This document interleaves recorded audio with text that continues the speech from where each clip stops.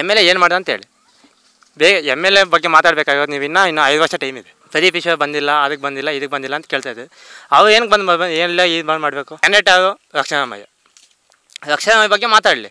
ಹುಟ್ಟಿದ ಮಗು ಯಾವತ್ತಾಗಲಿ ಹುಟ್ಟಿದಾನೆ ಎಲ್ಲ ಕಲಿತು ಬಂದಿರಲ್ಲ ಅಲ್ಲ ಸರ್. ಈಗ main first of all election ನಡೀತಾ ಇದೆ. ಹಾಗೆ ಲೋಕಸಭೆ ಎಲೆಕ್ಷನ್ ಯಾವ್ಯಾಗ ನಡೀತಾ ಇರೋದು? ಸುಧಾಕರ್ಗೆ, ಮಾಜಿ ಸಚಿವರಾಗಿರೋ ಸುಧಾಕರ್ಗೆ, ಮತ್ತು ಇವಾಗ ರಕ್ಷಾರಾಮಯ್ಯಗೆ. ಅವಿಬ್ಬ ಮತ್ತು ಕಾಂಪಿಟೇಷನ್ ಅವಿಬ್ಬ ಬಗ್ಗೆ ಮಾತಾಡಬೇಕು. ಈಗ ಮಧ್ಯದಲ್ಲಿ ಎಮ್ ಎಲ್ ಎ ಏನು ಮಾಡ್ದೆ ಅಂತೇಳಿ ಬೇಗ ಎಮ್ ಎಲ್ ಎ ಬಗ್ಗೆ ಮಾತಾಡಬೇಕಾಗೋದು ನೀವು ಇನ್ನೂ 5 ವರ್ಷ ಟೈಮ್ ಇದೆ. ಆಮೇಲೆ ಮಾತಾಡೋಕ್ಕೆ ಹೇಳಿ. ಇವಾಗೇನು ಪೈಪೋಟಿ ನಡೀತಾ ಇರೋದು ಲೋಕಸಭೆ ಎಲೆಕ್ಷನ್, ಅದ್ರ ಬಗ್ಗೆ ಮಾತಾಡೋದು ಬಿಟ್ಟು ಇವಾಗ ಈ ವೀಡಿಯೋಸಲ್ಲಿ ಏನಕ್ಕೆ ಬೇಕು? ಪ್ರದೀಪ್ ಈಶ್ವರ್ ಬಂದಿಲ್ಲ, ಅದಕ್ಕೆ ಬಂದಿಲ್ಲ, ಇದಕ್ಕೆ ಬಂದಿಲ್ಲ ಅಂತ ಕೇಳ್ತಾ ಇದ್ದೀವಿ. ಅವ್ರು ಏನಕ್ಕೆ ಏನಿಲ್ಲ ಇದು ಮಾಡಬೇಕು. First of all Lok Sabha election ಅಂದರೆ ಲೋಕಸಭೆ ಬಗ್ಗೆ ಮಾತಾಡಬೇಕು. ಒಂದು ಕಾಲದಲ್ಲಿ BJPಗೆ JDSಗೆ ಓಟ್ ಹಾಕಲೇಬೇಡಿ, ಬೈ ಕಾಂಗ್ರೆಸ್ಗೆ ಓಟ್ ಹಾಕಿ ಅಂತ ಒಂದು ಸಲ ಕೇಳವೆ. ಅದೆಷ್ಟೋ ಸಲ ವೀಡಿಯೋಗಳೆಲ್ಲ ಬಂದವೆ, ಅವು ಅದೆಲ್ಲಿಂದ ಗೆದ್ದವೆ.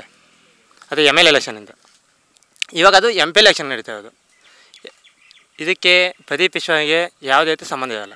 ಈಗ ಅವೇನೋ ಪಕ್ಷ ಗೆಲ್ಲಬೇಕಂತ ಹೋರಾಟ ಮಾಡ್ತಾವೆ. ಪಕ್ಷದ ಪರವಾಗಿ ಗೆಲ್ಸ್ಕೋಬೇಕು, ಏನದು ಜಿಲ್ಲೆಗೆ ಏನಾದ್ರು ಮಾಡಬೇಕನ್ನೋ ಹುಮ್ಮಸ್ಸಿಂದ ಪಕ್ಷದ ಬಗ್ಗೆ ಮಾತಾಡ್ತವೆ.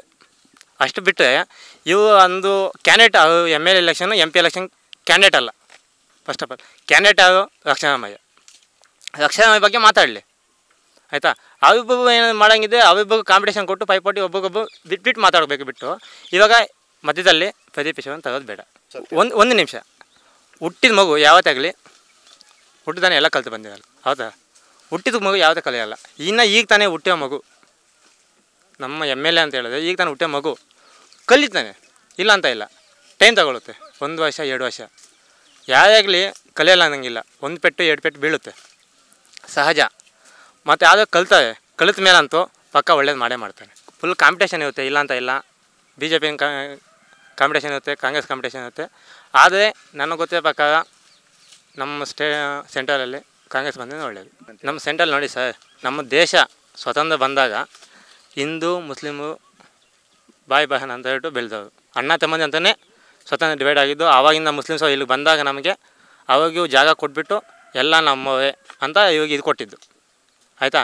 ಈಗ ಅವನ್ನ ಇದು ಮುಸ್ಲಿಮ್ಸ್ ಬೇಡ, ಮುಸ್ಲಿಮ್ಸ್ ಇಲ್ಲಿಂದ ಹೋಗಿ ನಾವು ಹಿಂದೂಗಳೇ ಮಾತಿದ್ದೀವಿ ಅನ್ನೋದು ತಪ್ಪದು. ಹಂಗೆ ವಿಭಜನೆ ಆಗಿದ್ದಕ್ಕೆ ಅವನ್ನ ಆತವಂಗೆ ಗೂಡ್ಸ ಬಂದುಬಿಟ್ಟು ಗಾಂಧೀಜಿನ ಇದು ಮಾಡಿದ್ರು. ಪಕ್ಷ ಯಾಕೆ ಬೀದ ಮಾಡಿದ್ವಿ ನೀವು ಅಂತ ಇದಕ್ಕೆ ಒಂದು ಇದು ಬಂದು ಇದು ಮಾಡಿದ್ರು, ಆಯಿತಾ. ಅದೆಲ್ಲ ಬೇಕಾಗಿಲ್ಲ.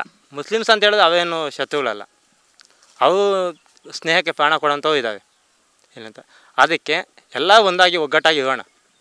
ಅದು ಬಿಟ್ಟು ಇಲ್ಲಿ ಜಾತಿ ಭೇದ ಭಾವ ದಯವಿಟ್ಟು ಅದನ್ನು ಇದು ಮಾಡೋದು ನಿಲ್ಲಿಸ್ಬೇಕು. ಸರಿ ಇಲ್ಲ ಅನ್ನೋದಕ್ಕಿಂತ ಅವಾಗ ಫಸ್ಟ್ ಆಫ್ ಆಲ್ ಅವಾಗ ಏನು ದ್ರೋಹ ಮಾಡಿದ ಅಂತ, ಅವಾಗ ಏನಾದರೂ ದ್ರೋಹ ಬಂದು ನೀನು ಸರಿ ಇಲ್ಲ, ನೀ ಇಂಥ ಕೆಲಸ ಮಾಡಿದ್ಯಾ, ನೀನು ಆ ಕೆಲಸ ಮಾಡಬೇಡ ಅಂತ ಅಡ್ಡ ಬಂದಿದ್ದ, ಅದನ್ನ ಇಟ್ಕೊಂಡು ಪ್ರೂಫ್ ತೊಗೊಂಡು ತೋರ್ಸೋಕ್ಕೆ ಹೇಳಿ ಅಷ್ಟೇ. ಅದು ಬಿಟ್ಟು ಅವ್ರ ಮೇಲೆ ಇಲ್ದಿರೋವೆಲ್ಲ ವೀಡಿಯೋಗಳು ಮಾಡಿ ಬಿಡೋದ್ರಿಂದ ಅದರಿಂದ ಏನು ಉಪಯೋಗ ಇಲ್ಲ. ಯಾವುದೋ ಬೀದಿಯಲ್ಲಿ ನಾಯಿಗಳು ಬಗ್ತಾ ಇದ್ದಾವೆ ಅಂತ ಹೇಳ್ಬಿಟ್ಟು ನಾವು ಆ ಬೀದಿಗೆ ಹೋಗೋದೇ ಬಿಟ್ಬಿಡ್ತೀವ? ಹೋಗ್ತೀವಿ, ಇಲ್ಲ ಅಂತಿಲ್ಲ ಅಷ್ಟೇ. ದಯವಿಟ್ಟು ಈ ಸತಿ ರಕ್ಷಾರಾಮಯ್ಯಗೆ ಓಟ್ ಹಾಕಿ.